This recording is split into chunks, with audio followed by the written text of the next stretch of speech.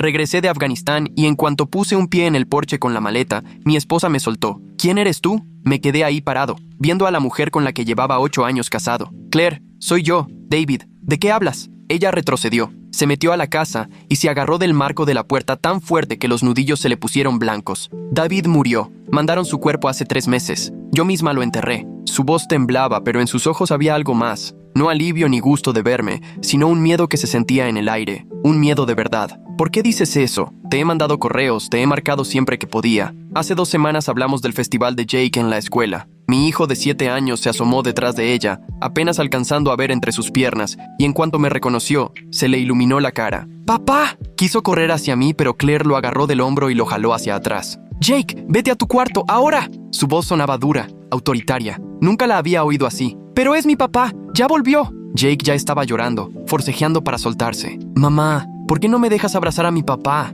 El rostro de Claire estaba pálido, casi gris. Ese no es tu papá. Tu papá está muerto. Yo vi el ataúd. Hablé con su oficial. Esto debe ser una broma de muy mal gusto. Y empezó a temblar, y en ese momento me di cuenta que tenía la otra mano escondida tras la espalda, buscando algo. Mi instinto reaccionó, y noté que en la bolsa trasera de su pantalón tenía el celular. Ya lo estaba agarrando. Claire, no sé qué fue lo que te dijeron ni qué pasó, pero estoy vivo. Estoy aquí. Déjame pasar y lo aclaramos. Hablé sin levantar la voz, sin sonar agresivo, aunque por dentro tenía la cabeza dando vueltas. ¿Cómo que pensaba que estaba muerto? ¿Quién le había dicho eso? ¿A quién enterró entonces? No te acerques, me soltó, cada vez más nerviosa y asustada. Voy a llamar a la policía. No sé quién eres ni qué clase de broma enferma es esta, pero tienes que irte ya. Jake lloraba detrás de ella. Mamá, por favor, es mi papá. Yo sé que es él. De pronto salió un hombre detrás de Claire y le puso la mano en el hombro. Alto, como de 40 y tantos, vestido de jeans y polo, como si estuviera en su propia casa. ¿Qué pasa, amor? Me vio y su cara cambió de inmediato. ¿Quién demonios eres tú? Sentí que el estómago se me caía. ¿Quién demonios eres tú? El tipo se puso enfrente de Claire y Jake, cubriéndolos como si me fueran a proteger de mí. Soy Ryan, el esposo de Claire. Te lo voy a preguntar una sola vez. ¿Quién eres y qué quieres? La palabra esposo me cayó como balde de agua fría. ¿Su esposo? Yo soy su esposo, David Morrison. Apenas acababa de regresar de Afganistán después de 10 meses fuera. ¿Qué estaba pasando aquí? La expresión de Ryan se endureció. David Morrison murió en acción hace 3 meses. Hubo un funeral. Claire recibió sus pertenencias. Así que no sé quién seas ni qué busques, pero más te vale irte antes de que te saque a patadas. El tipo era grande. Se notaba que hacía ejercicio y estaba listo para cumplir su amenaza. Yo levanté las manos mostrando las palmas. Miren, aquí hay un error muy grave. ¿Por qué no nos calmamos y averiguamos qué pasó? Claire, de verdad soy yo. Hazme una pregunta que solo David sabría. Claire ya lloraba. Le temblaba todo el cuerpo. El verdadero David tenía una cicatriz en el hombro derecho de cuando se cayó de la bici a los 12. Me pidió que me casara con él en Riverside Park, un martes de junio. Su mamá se llamaba Patricia y murió de cáncer cuando él tenía 19. Decía los datos como queriendo convencerse más a ella misma que a mí.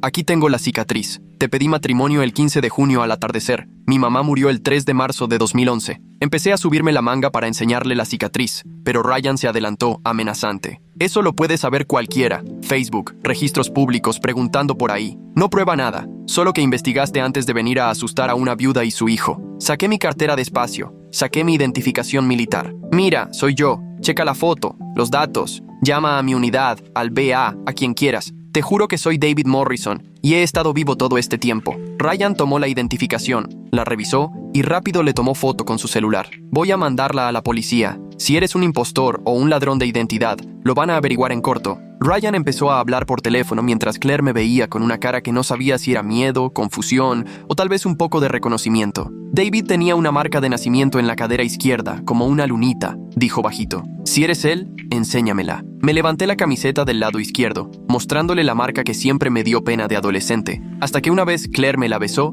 y me dijo que le encantaba. Ella se tapó la boca, sorprendida. Dios mío, sí eres tú. Dio un paso hacia mí, pero se detuvo y volteó a ver a Ryan. ¿Pero cómo? Dijeron que habías muerto. El capitán Harrison me llamó. Me describió el ataque, que moriste por un explosivo. Mandaron tus placas, tu anillo, tus cosas. Sentía que me iba a desmayar. ¿Capitán Harrison? Yo nunca tuve un capitán Harrison. Mi comandante es el mayor Sullivan desde hace 2 años. Ryan seguía al teléfono, ya medio alterado. Sí, aquí sigue. Dice que es David Morrison. Tiene identificación militar y parece real. No, El verdadero David Morrison murió hace 3 meses. Yo fui a su funeral. La policía llegó en menos de 10 minutos. 2 patrulleros, que se veían medio escépticos, revisaron mi identificación y empezaron a hacerme preguntas. Respondí todo lo más tranquilo que pude, mientras Claire lloraba en la puerta y Jake se asomaba desde la ventana de arriba. Ryan se mantenía cerca de ellos, como perro guardián. Uno de los oficiales se fue a la patrulla para revisar mis datos y el otro seguía preguntando sobre mi servicio, el despliegue, la unidad. Después de lo que se sintió una eternidad, el primer oficial regresó con cara de confundido. La identificación es válida. David Morrison, servicio activo,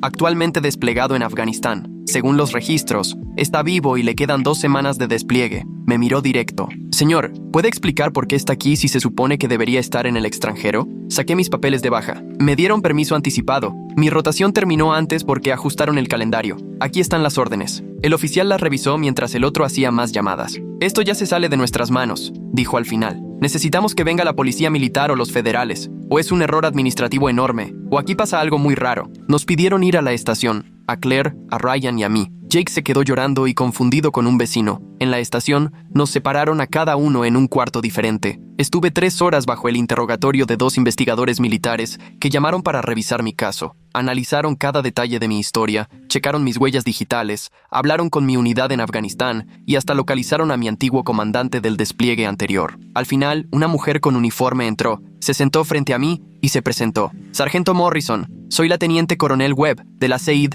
el Comando de Investigación Criminal. Tenemos un problema serio. Abrió un expediente y continuó. Hace 3 meses nos llegó una notificación, supuestamente de tu mando, donde informaban que habías muerto en acción. Se emitió tu acta de defunción, notificaron a tu familia y repatriaron un cuerpo a Estados Unidos, dándole todos los honores militares. Hizo una pausa. El problema es que, claramente, estás vivo, así que alguien se tomó muchas molestias para fingir tu muerte. Sentí la boca completamente seca. ¿Quién haría algo así? ¿Y para qué? Webb se acercó un poco. Eso es lo que necesitamos descubrir. La notificación llegó por los canales oficiales, pero al revisarla, hoy encontramos varias anomalías. El oficial que supuestamente firmó tu defunción no existe. La información de la unidad es correcta, pero los documentos tienen falsificaciones sutiles. Alguien que conoce los sistemas y los procedimientos militares armó todo un expediente falso sobre tu muerte. ¿Y el cuerpo? ¿A quién fue a enterrar mi esposa? Webb se puso seria. Estamos gestionando una orden para exhumar el cuerpo, pero por los tiempos y las circunstancias,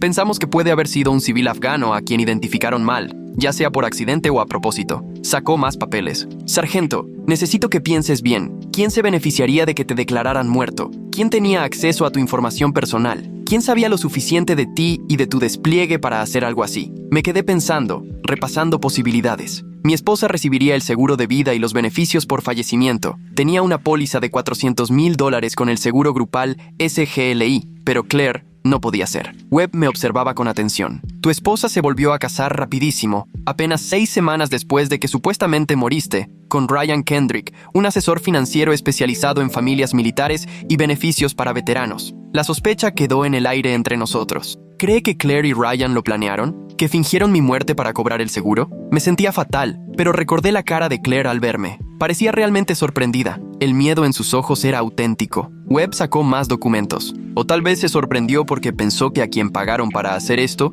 sí te había matado. Y verte significa que su plan no funcionó. Me mostró estados de cuenta, correos electrónicos y mensajes de texto entre Claire y Ryan que tenían más de 1 año desde que yo estaba desplegado. Hablaban de pólizas de seguro, de cómo tramitar los beneficios por defunción y de buscar a alguien que ayudara con el papeleo. Me temblaban las manos mientras los leía. Yo estaba en Kandahar, haciendo seguridad de convoyes y operaciones en la base, todo normal. ¿Cómo pudieron siquiera pensar en algo así? ¿Cómo finges una muerte teniendo a mi unidad ahí mismo? Webb me explicó lo que habían reconstruido. Alguien con acceso a las bases de datos militares metió reportes falsos de bajas. Seguimos buscando quién fue, pero todo apunta a un infiltrado, alguien de administración o quizá un hacker. La persona que enterraron seguramente fue una víctima local de un ataque real con explosivos. Tus cosas personales de tu casillero se las llevó alguien con acceso a la base, quizás sobornado o pagado para robarlas. Todo se planeó para que pareciera legítimo. Me enseñó fotos de Ryan. Ryan Kendrick tiene un hermano, Michael Kendrick, que trabaja como contratista en bases militares en Afganistán y tenía acceso a las áreas de personal. Creemos que él fue quien robó físicamente tus pertenencias y pudo estar involucrado en el intercambio de identidad con el cuerpo. Me tuvieron en la estación mientras arrestaban a Claire y Ryan. Los vi cuando los trajeron por separado. Claire llorando y protestando, Ryan callado y con la cara dura. Jake quedó mientras tanto bajo resguardo de los servicios de protección infantil hasta que se resolviera la custodia. Yo quería ir con él y explicarle algo, pero me dijeron que era mejor esperar a que todo estuviera más claro. En los días siguientes, conforme avanzaron las investigaciones y los interrogatorios, fue saliendo todo a la luz. Claire y Ryan tenían una relación desde hacía más de un año. Empezó cuando Ryan la ayudó con unos papeles de seguro mientras yo estaba desplegado. Armaron un plan para declararme muerto. Así Claire cobraba el seguro y podían estar juntos sin pasar por un divorcio. El hermano de Ryan, Michael, fue clave. Trabajaba como contratista de suministros en la base aérea de Bagram y tenía acceso a las áreas de personal. Le pagaron $50,000 para robar mis pertenencias y ayudar a crear el expediente falso de mi muerte. El cuerpo que enterraron era de un civil afgano muerto en un ataque real a un convoy. Michael ayudó a que lo identificaran como yo, falsificando registros dentales y alterando muestras de ADN. La notificación de mi muerte pasó porque alguien de la cadena administrativa, aún sin identificar, aceptó un soborno para procesar los papeles falsos sin checar nada. La aseguradora pagó los $400,000 a Claire en 6 semanas. Ella y Ryan ya habían gastado $75,000 en el enganche de una casa nueva, un coche para Ryan y pagar deudas. El resto lo tenían guardado en cuentas, planeando irlo sacando poco a poco para no levantar sospechas. Lo que no esperaban era que yo regresara 2 semanas antes por un cambio en la rotación. Si me hubiera quedado en Afganistán ese tiempo más, como estaba previsto, habrían tenido margen para mover el dinero y acomodarse. Cuando volví, pensaban que ya todo estaría tan amarrado que aunque alguien dudara, el papeleo sería muy difícil de seguir. Pero mi regreso les cayó como balde de agua fría. La teniente coronel Webb me contó que al principio, Claire no quería aceptar que era yo, porque significaba admitir que su plan había fallado y que ahora enfrentaría consecuencias graves. El shock en su cara no era de alegría por verte vivo, dijo Webb. Era de puro terror porque no estabas muerto. Los cargos federales eran graves. Conspiración para cometer fraude, robo de identidad,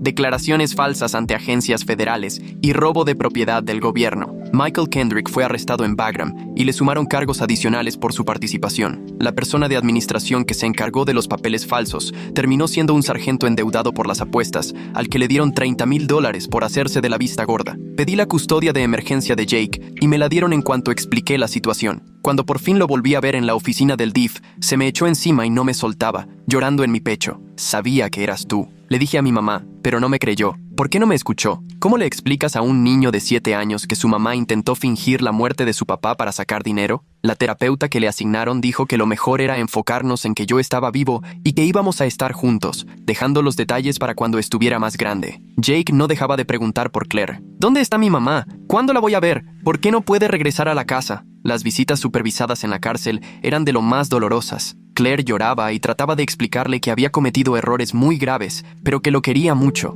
Jake estaba entre confundido y enojado, y no entendía por qué le había dicho que yo estaba muerto si no era cierto. Ella simplemente no tenía una explicación que hiciera sentido para un niño. Cuando exhumaron la tumba, confirmaron justo lo que los investigadores pensaban. El cuerpo era de un civil afgano de mi edad y complexión que había muerto en un ataque con bomba. Al final, lograron identificarlo y avisar a su familia en Afganistán, sumando otra tragedia a todo el asunto. A ellos les habían asegurado que su hijo tuvo un entierro digno, no que su cuerpo fue usado para un fraude de seguro. El juicio duró 8 meses. El abogado de Claire quiso hacer ver que Ryan la había manipulado, que ella no entendía bien lo que hacían y que estaba muy vulnerable mientras yo estaba desplegado. Pero la fiscalía destrozó esa versión con los mensajes y correos que mostraban que Claire planeó cada detalle. Ryan acabó con 15 años en prisión federal, su hermano Michael, 12. El sargento que hizo los papeles, 8. A Claire le dieron 10, con posibilidad de salir a los 7 si se portaba bien y pagaba lo que debía. La aseguradora los demandó para recuperar los $400,000, más intereses y gastos legales. Embargaron la casa que Claire y Ryan habían comprado.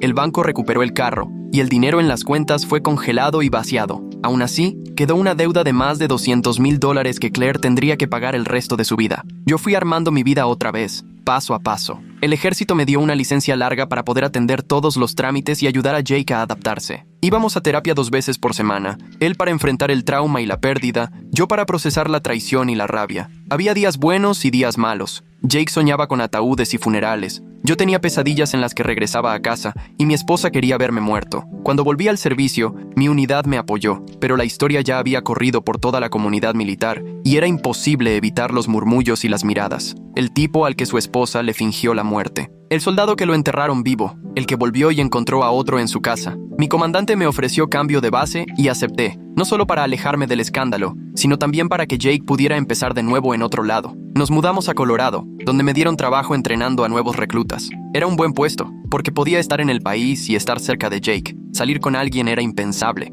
¿Cómo le cuentas tu historia a alguien nuevo? Mi ex esposa está en prisión federal por fingir mi muerte para un fraude de seguro. No es tema para una primera cita. Lo intenté un par de veces, pero siempre terminaba saboteando todo en cuanto se ponía serio, sin poder confiar en que no me iban a traicionar otra vez. Jake fue preguntando menos por Claire con el tiempo. Las llamadas supervisadas desde prisión eran duras. Claire lloraba y pedía perdón, pero no podía explicarle de manera que él entendiera por qué hizo lo que hizo. Al final, Jake me pidió dejar de hacer las llamadas porque lo ponían muy triste, y yo lo apoyé. No lo obligué a seguir. Claire tomó sus decisiones y ahora le tocaba vivir con las consecuencias. 2 años después de todo, recibí una carta de Claire desde la cárcel. Me contó que había estado en terapia y en programas de 12 pasos, y quería disculparse, explicar, de alguna manera arreglar las cosas. Escribió que su relación con Ryan empezó inocente y se le salió de las manos, que se convencieron de que a mí no me iba a pasar nada porque nunca me enteraría, que el dinero le daría a Jake seguridad y oportunidades. Dijo que verme vivo en el porche la destrozó porque llevaba 3 meses creyendo que yo estaba muerto, llorándome mientras se sentía culpable por el dinero.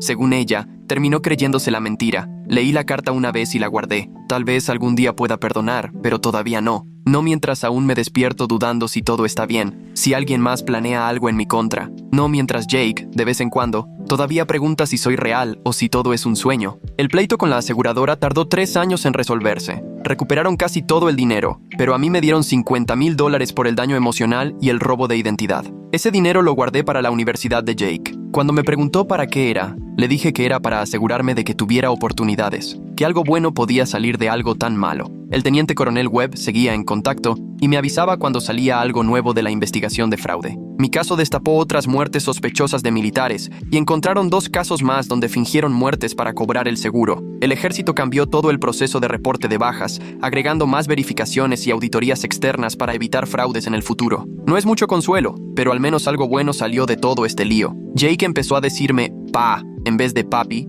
cuando tenía como 9 años, porque ya quería sentirse más grande. Le iba bien en la escuela, tenía amigos, jugaba fútbol. La gente en el nuevo pueblo no sabía nuestra historia, así que eso le ayudó a sentirse como cualquier otro niño. Cuando le preguntaban por su mamá, él solo decía que vivía lejos y casi no la veía, que tampoco era mentira. Cuando cumplió 12, sentí que por fin habíamos encontrado nuestro ritmo. Teníamos nuestras rutinas, nuestros chistes y nuestra manera de ser familia, aunque solo fuéramos los dos. Él sabía que su mamá había hecho algo muy grave y que estaba pagando las consecuencias, pero nosotros no nos clavábamos en eso. Preferíamos enfocarnos en salir adelante. Claire mandaba cartas de vez en cuando, casi siempre para su cumpleaños o en Navidad. Yo siempre se las entregaba a Jake y lo dejaba decidir si quería leerlas o no. A veces las abría, a veces simplemente las dejaba a un lado. Jamás lo presioné. Ella le escribía diciéndole cuánto lo extrañaba, que estaba trabajando en sí misma y que ojalá algún día pudiera volver a ser parte de su vida. Cuando Jake cumplió 15, a Claire le dieron libertad condicional tras haber pasado 7 años adentro. Se había portado bien, terminó todos los programas de rehabilitación y convenció a la junta de que sí estaba cambiada.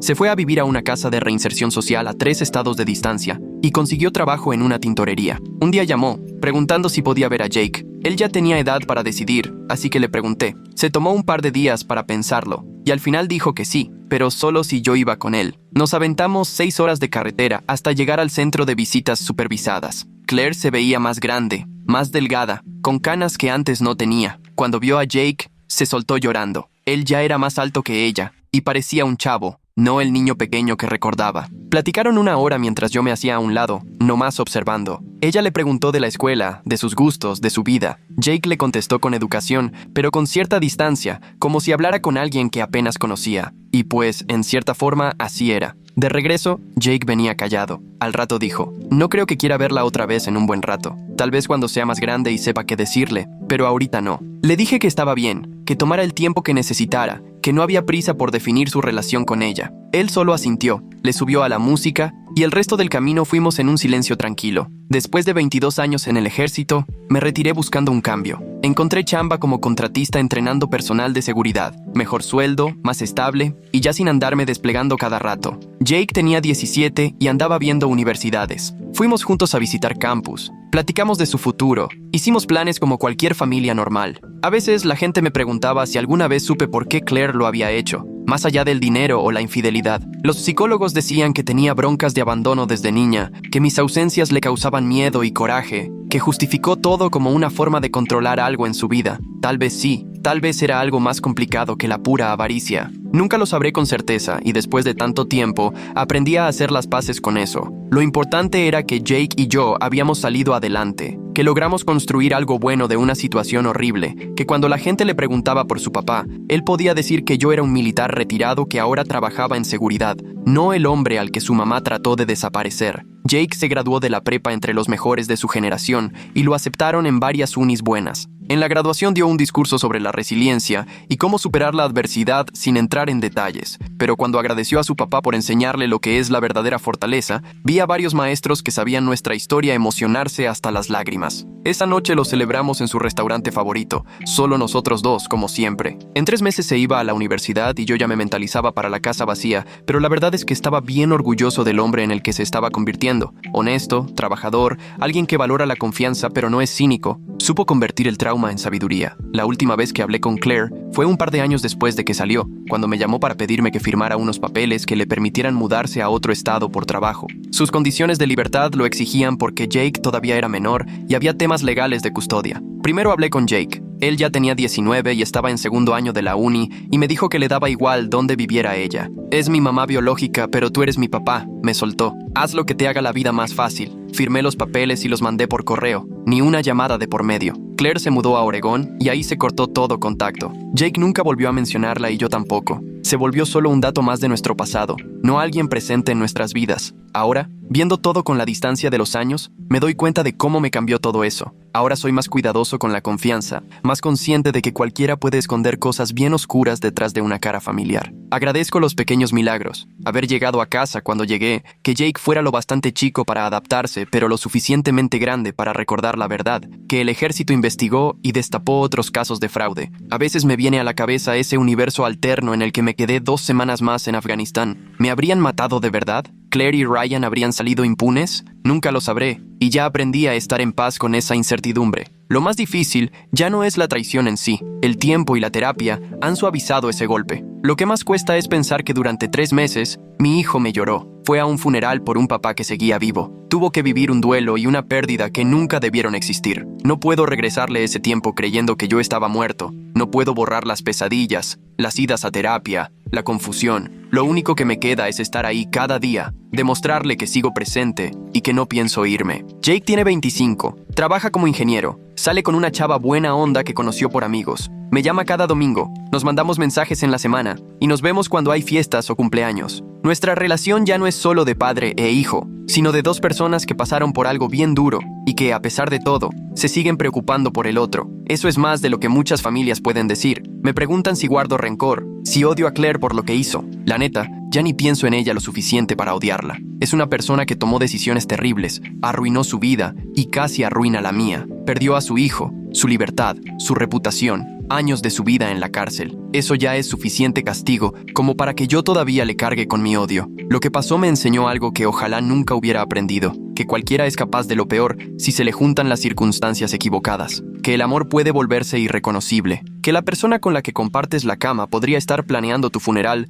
sin que te des cuenta. Pero también me enseñó una fuerza que ni yo sabía que tenía, el amor incondicional entre un padre y su hijo, y el respaldo de una comunidad militar que nos apoyó cuando sentí que todo se venía abajo. Si pudiera regresar el tiempo y evitar lo que pasó, ¿lo haría? Claro que sí, pero no se puede. Así que en vez de quedarme ahí, mejor me enfoqué en lo que logré construir entre las ruinas. Una buena relación con mi hijo, una segunda carrera que me llena, y una vida quizá más sencilla y cautelosa de lo que imaginé, pero honesta y real. Y con eso, tengo suficiente. El año pasado, justo en el aniversario del día en que llegué a mi casa y encontré a Ryan ahí, Jake me llamó de la nada. Solo quería darte las gracias, me dijo, por cómo manejaste todo, por no obligarme a tomar partido ni hacerme sentir culpable, por dejarme procesarlo a mi manera. Sé que no fue fácil para ti, Le contesté que nunca tenía que agradecerme por ser su papá, porque eso hacen los padres. Están ahí, cuidan, hacen lo mejor que pueden, aunque a veces eso no parezca suficiente. Platicamos como una hora de puras cosas cotidianas, poniéndonos al tanto de su trabajo, del mío, y haciendo planes para cenar juntos el próximo mes. Cuando colgamos,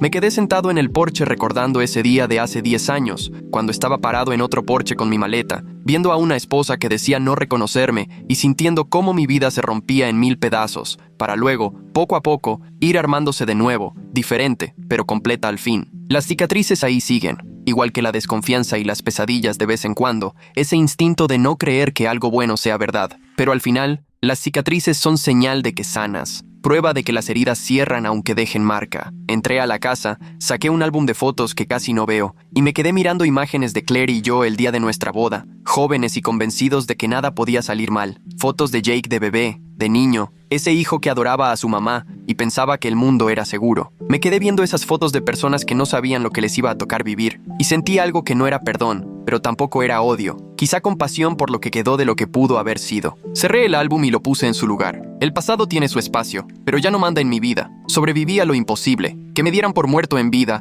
y regresar a que me arrebataran mi lugar. Si superé eso, puedo con lo que sea. Y tengo a Jake, que también salió adelante y se ha convertido en alguien de quien me siento muy orgulloso. Eso es suficiente, incluso más que suficiente. Lo demás solo son detalles de una historia que viví, de la que aprendí y que con el tiempo en su mayoría dejé atrás. Mañana me levantaré, iré a trabajar, llamaré a Jake y seguiré con mi vida, como millones que han enfrentado la traición y han encontrado la forma de seguir. Así es esto, sobrevives, te adaptas y construyes algo nuevo con lo que queda. Y quizá algún día, si alguien me pregunta por el momento más difícil que he pasado, tal vez les cuente de volver de la guerra y descubrir que mi esposa intentó borrarme de la existencia. O quizá solo le sonría y diga, todos tenemos nuestras batallas, y lo que importa no es lo que nos pasa, sino lo que hacemos con ello. De cualquier forma, aquí estoy, los dos lo logramos, y ese es el único final que importa. A veces, las peores traiciones vienen de quienes más queremos, pero sobrevivirlas demuestra de qué estamos hechos. Suscríbete si quieres escuchar más historias como esta.